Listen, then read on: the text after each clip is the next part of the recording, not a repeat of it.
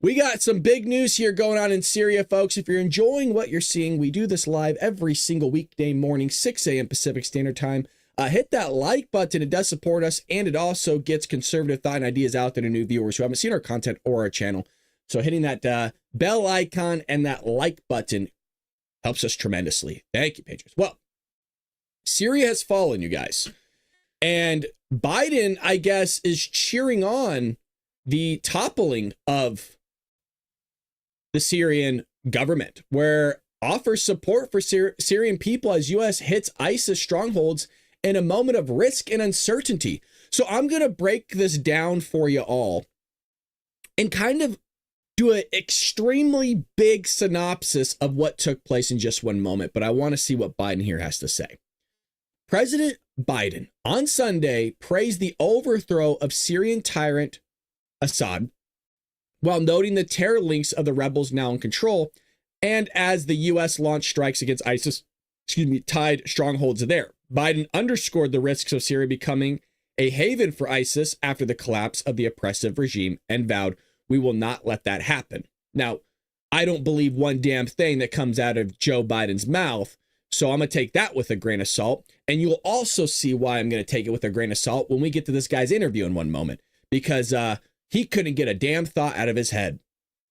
CENTCOM confirmed that it had conducted dozens of precision airstrikes on more than 75 targets in eastern Syria, hitting ISIS camps, leadership, and other assets after Assad's fall. Now, he has received, I don't know what you would call it, asylum in Russia. And if you recall, years and years ago, when a guy named Barack Obama was in office, you had the Assad regime using chemical weapons on his own people and killing thousands of them. And during that time, going into another war or engaging in another war wasn't exactly the most popular thing amongst the American people. So Barack Obama was looking at his cards and he goes, "I'm screwed. I don't know what to do. I don't have a brain. So I'm going to screw over the world and, well, the American people. And I'm not only going to give Iran $1 billion of your cold, hard cash, America, but I'm going to sit there and give Russia complete control over Syria." So that's what he did. You would think, okay, there's two options.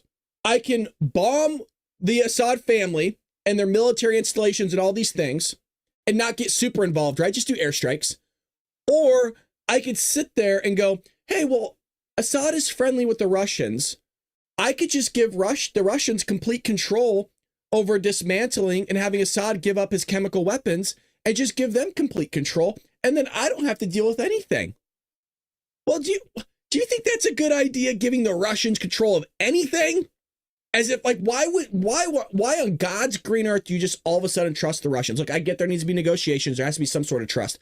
But that whole aspect, look where it's got us. And by the way, even when the Russians did take control of Assad's chemical weapons, the way the negotiations worked out was like there are certain chemicals that weren't even involved in the agreement, like chloride, I think, or something like that, and other chemicals that he was allegedly still using on his people. So Assad's not a good guy. I'm not exactly upset that the guy got his ass thrown out, but the people that replaced him also had ties with Al-Qaeda back in the day. And the people that took over Syria left that tie with the Al-Qaeda years ago, but now are linked up with other extremist groups. So the current people that took over, these rebels is what they're calling them, also HTS or something, I can't pronounce the word, are basically an extremist group. And they're saying, hey, you know what? You don't have to be worried. We just want to sit there and enact a new government. We want to turn our country around and make it work on the world stage. We'll see if that's true. Am I going to believe a terrorist organization? I don't think so. I don't think so. So that's basically what happened. And the Assad family has sit there and ran roughshod over their entire civilian population left and right. Not a good guy. And it just shows a lot his ties with the Iranians and the Russians. And that brings us to current day, where now he got thrown out, took a plane. A lot of people thought the plane went down, and now you got this going on.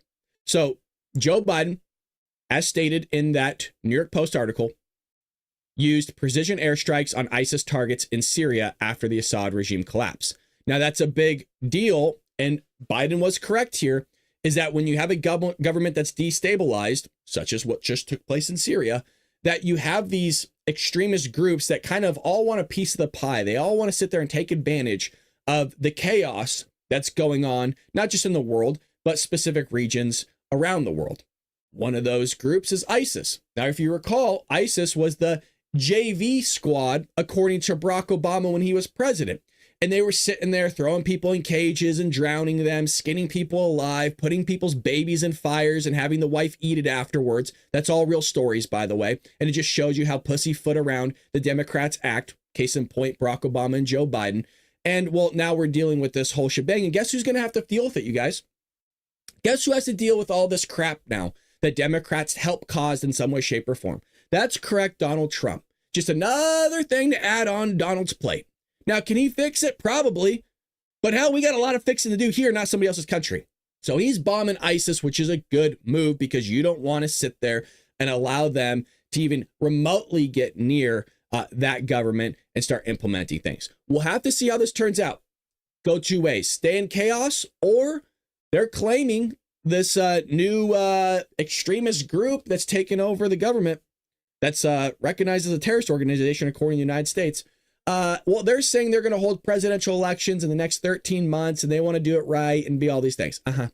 Now, these people are known to be liars. So like I said, I don't believe a damn thing that comes out of their mouth. And it's a whole cluster bleep over there on that side of the globe. So that's what's going on in Syria. You also have the House Intel chairman, Mike Turner, explains how Biden failed again with Syrian collapse. So the chairman here said over the weekend that President Biden just failed again with the recent collapse of Syria because there was an opportunity to coordinate with the Turkish government and resolve a situation with the Kurds. Now, this is partially true here, that even Assad himself reached out. And matter of fact, they've reached out multiple times because they're seeing movement in this region. Mind you, they've been in civil war for years. So there's been a lot of communications with what's going on. But when you have a president that's just sleeping all the time, and that's not a joke, or on vacation on the beaches of Delaware or wherever, he's not getting any intel, any information. And some people, these Democrats, just go, well, Donald Trump golfed all the time. You know how much business gets done golfing? Go play it. Go play 9 rounds of golf, 18 if you want. Hell, 18, you're getting a lot done. You get a lot of business done in golfing. That's why a lot of business guys go out and golf. They'll grab a cigar, a couple drinks with some clients. They'll hash out some negotiations, get a little rough draft going on verbally, and then they sit there and hammer it out later on in the office. You get a lot of crap done golfing. Don't give me this crap. Joe Biden sitting on the beaches ain't getting nothing done. Oh, he's sitting there in his freaking briefs, sleeping. Yeah. Oh, a lot of conversations happening there. So Turner made the remarks during a Sunday interview with Margaret Brennan on CBS's Face the Nation when asked about the stunning collapse of the Syrian president Bashar al-Assad, who has fled to Russia. You know, one of the things that we do see here, though, is this is a diplomatic failure with respect to the United States and Turkey. You know, the United States has troops in Syria. This is on the border of Turkey. Turkey is a NATO ally. The United States is working with the Kurds. Well, it's not just the United States having boots technically in Syria. You also have Israel right there on the doorstep as well. Now, Israel is surrounded by a bunch of people that want to wipe them off the face of the earth. And it's not exactly super comforting for them to know that a terrorist organization has taken over that government. I mean, this is whole destabilization of that entire region. It's insane how long this has been going on.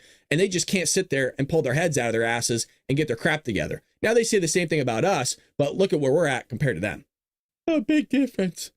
This really could be an opportunity for the United States to work to try to resolve the issue between the Kurds, Turkey, and the United States, and working with the Turkish interest in Syria. Hopefully this could have an opportunity where there could be a diplomatic support there that hopefully could have, you know, help in the transition in Syria. He added that President-elect Donald Trump does absolutely support the Kurds, and he's going to look for a diplomatic solution. Oh yeah, and he's already talked about it. He's already talked about it big time. And let's pull up his words. See if we can get it right here. Here's Donald Trump. So Assad is gone. Trump responds to Syria downfall. He didn't have much to say, but it goes in line with his thinking. And you could probably guess what Donald Trump wants to do. It's not exactly just going and throwing bombs in the country. It's more or less, hey, you know what? They need to figure out their own crap. It's enough of us sitting there and spending taxpayer dollars on somebody else's problem and us trying to clean it up all the time. We got $35 trillion in debt. Now, you know what? If somebody wants to destabilize their own country, now that's just going to be the way it is, and they need to sit there and figure it out themselves. Many countries over the course of history had to rise up against their own government and sit there and take back their country. We did it multiple times. Other countries have had to do it multiple times. President like Donald Trump, is it easy for me to say that? Of course it is, because I'm in a closet with a camera and a microphone and a bunch of patriots. Of course, I'm in an air-conditioned house. It's nice. It's easy to say that. But, there's a lot of, that's why I love this country so much and I respect the flag so much, because of those that died for this country so that we're able to live in the nation that we are right now, because they gave up the ultimate sacrifice, their life. But, some people just don't want to do that in other countries. And that's why they sit there and nothing changes. President like Donald Trump responded to the downfall of Syrian president, the regime. We talked about that. Assad reportedly fled Syria over the weekend as a terrorist organization, blah, blah, blah. Damascus, we got that. Assad is gone. He has fled his country, his protector, Russia, led by Vladimir Putin. Vlad was not interested in protecting him any longer. There was no reason for Russia to be there in the first place. They lost all interest in Syria because of Ukraine, where close to 600,000 Russians, believe it, soldiers lay wounded or dead in a war that should have never started and could go on forever. Now, he's correct here. When you have all your eggs in one basket, it makes it a little bit difficult to sit there and manage the other eggs that are supposed to be in the other baskets. And what is that? What am I trying to say there? They sat there, put all their focus on Ukraine. And when their focus was supposed to be partially sitting there keeping Assad in line and making sure that kind of country's stable, because of Barack Obama gave them the freaking power to do so, basically. Well, this is what you get. Russia and Iran are in a weakened state right now. That's not totally true. Russia's not doing terrible, and either is Iran, but they are somewhat weakened. One, because of Ukraine and a bad economy, and other because of Israel and its fighting success. The reason why I say Iran's not doing super terrible is because we're giving them billions upon billions of dollars, folks. I always use the 10 billion as an example of that frozen funds that the Biden administration always want to sit there and say that they can't get their hands on for humanitarian aid. No. There's other routes that we're giving them money, like Iraq buying energy from Iran. That's one method that they're sitting there allowing this government still to function properly. So no, it's not fully true here that they're in a completely weakened state. Maybe in some avenues they are, but not in the one I'm thinking of. Likewise, Zelensky in Ukraine would like me to make a deal and stop the madness. They have ridiculously lost 400,000 soldiers, man. So you're talking 1 million people between both these countries. It's just insane over land, dude. I mean, we're in 2024 and we are still sitting there fighting over land. And many more civilians. There should be an immediate ceasefire and negotiations should begin. As if Russia doesn't have enough land, right? It's like, if there was anybody to make an argument about land, it would be Israel. That's pretty much it. Like, Russia really need more land. I get that they're right on the, you got NATO right on the border there and you're worried and all these things. You don't need more land, bud. There should be an immediate ceasefire. Negotiations should begin. Too many lives are being so needlessly wasted. Too many families destroyed. And if it keeps going, it could turn into something much bigger and far worse. I know Vladimir well. This is his time to act. China can help. The world is waiting. Now, he also said that this is their problem. Here we go. It's right here. I got it for you. Syria is a mess, but it's not our friend, and the United States should not have nothing to do with it in all caps. This is not our fight. Let it play out and do not get involved. That I actually like. You got to sit there and kind of watch how things unravel and see what is going on before you initially go in and maybe strike or do whatever. But it's not a bad option to obviously sit here and wait. If you have people coming in, terrorists or not, which I don't like, but if the people of Syria are going to allow a terrorist organization to sit there and take control of their country, God, it sounds a hell of a lot like the Palestinians. How could this unravel? How could this work out? I think we know.